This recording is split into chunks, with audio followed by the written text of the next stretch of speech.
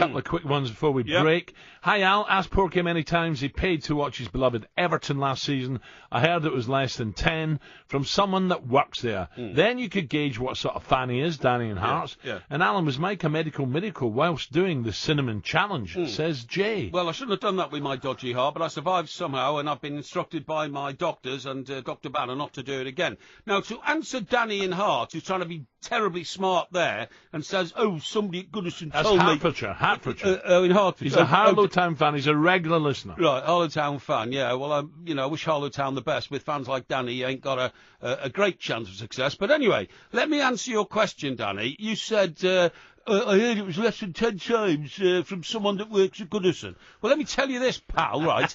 I paid nearly £3,000 for my season ticket last season, right? Why you give them up this year?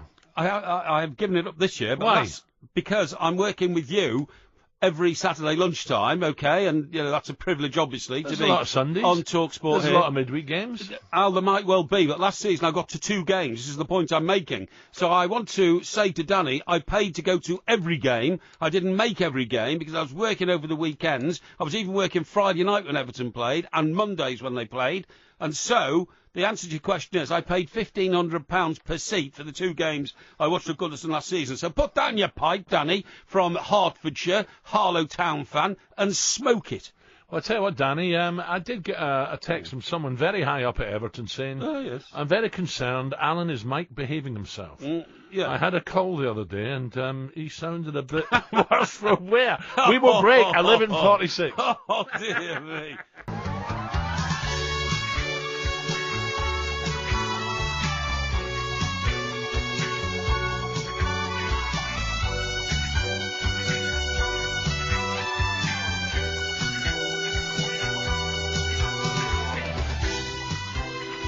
Nine minutes to 12 o'clock. Sorry, Charlie's Angels, why? Well, Charlie's Angels, the reason we're playing this is... actually, I can't remember. I think we're... Oh, I know. It's on this day in 1976, Al, that the first episode of Charlie's Angels was broadcast. Yeah, 1976, okay? That's how long it's been going. Now, that made a star of Farrah Fawcett Majors, right? Yeah. And who were the others? The others was they were all pretty. Jacqueline Smith, Kate Jackson. Yeah, Kate Jackson, that's right. Yeah, and let me tell you this. Farrah Fawcett Majors became the world's most popular pin-up, right? Without a shadow of a doubt. And she went on to marry $6 Million Man, who was Lee Majors. Correct. Who had actually previously starred in a Western series called The Big Valley with Barbara Stanwyck. Mm-hmm. And Barbara Stanwyck was the first wife of President Ronald Reagan, right? So that's where all the links come to. When he did $6 Million Man, that was another revolutionary TV series where, for the first time, this is drama predicting real life. They said, we can put a man back together again. Because he was a secret agent who got smashed up in a prototype aircraft, which the Secret Services wouldn't admit existed. So they had to put him back together again. And the famous line was, we can rebuild this man. We have the technology. So you were a fan then? Yeah, I was a fan, yeah. $6 Million Man. I mean, these days, $6 million wouldn't pay for a right leg. But in those days, it rebuilt his whole body. And the thing they gave him, Al, was they gave him a bionic eye so that he could see for 3.5 miles, you know what I mean? And made him like a Superman. Why would you want that? Why would you want to see for 3.5 miles? Well, because you might want to sort of work out what the enemy are doing across the other side of the border. He could also run at the speed of a train, because they... Yeah. I know you could do that at the height of your profession as a footballer, but no, it was a great series, and the Farrah Fawcett, Kate Jackson, Jacqueline Smith became the 3 most famous women in the world. Yeah. Because the audiences were enormous all around the globe. Yeah, did you like it? I loved it. I thought it was great just to see them. It was a long time ago, wasn't it? I was just signing for Ipswich now in 76. Yeah, well, 76, I was just breaking into, the early parts of my illustrious career as a young reporter, and used to write stories about them all the time. The guy used to give them their instructions. Yes. That was like through a voice box. Something like that. But there was a bloke in it. Was he Charlie? No, he wasn't. That's the point. Oh, what was his name? Boswell or something? Boswell, something like that. He ran the office where they used to report to, and then said, now Charlie wants to ask you if you want to do a new mission. And then it would just come through a speaker box, so we never found out who Charlie of Charlie Angels was. Now, Al, Porky's right about gambling monkeys. What?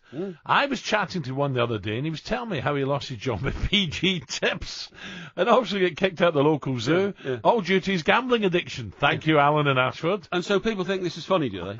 Yeah, this is funny. Well, I'm trying to address a serious situation. It's an illness, sometimes for some people. All I'm trying to do is help, okay? Danny again, he says, Porky could do with a $6 million man, Alan. The treatment he got, at least then he'd have proper length arms. Yeah, you see, that's another, vicious room that you put around over the years, My short arms, I don't have short arms. I prefer getting Porky's messages. new watch he's got, it's a beauty, by the way. I won't say what make, but it's a beauty, but he wears it on his bicep. Wears it on his bicep, honestly. You just can't go an hour, can you, with putting a little dig in there, here and there, you know what I mean? I prefer messages from people like regular listeners, intelligent listeners, experienced, knowledgeable listeners like Julia. She says, a man with such importance as Pork Chop, which is, which calls me, it's all right, don't mind, she's a member of the fan club, should not be sitting with the peasants. Now, I would never call people peasants. I do occasionally... Is that Brenda? No, this is from Julia. I do occasionally refer, in a generic term, to the great unwashed, but I'm not talking about anybody specifically. You can't say that, but you don't support No, I'm not talking about anybody specifically. I'm talking about the masses, out there in the square, that's what they were called by people like Lenin and Stalin and all that kind of stuff, I wouldn't possibly relate to that sort of thing. But, she makes the point that, there are, circumstances for individuals. And Anthony, there's another great one here. So it's not all, it's not everybody having a go at me. Anthony says, Mike Parry's a man of the people, he's also a medical miracle, and he's a living legend. He deserves recognition in the honours list for his services to broadcasting and journalism, less of the flack. And that's from Anthony. You see, Arise, Sir Porky, do you fancy that? Well, Arise, Sir Porky, I am, ma'am. Very funny. Martin says, Porky is just back Watford to win. So, come on, folks, lump all your money on Fulham. The Porky Jinx is about to strike again. Sorry, what happened to Spurs last week?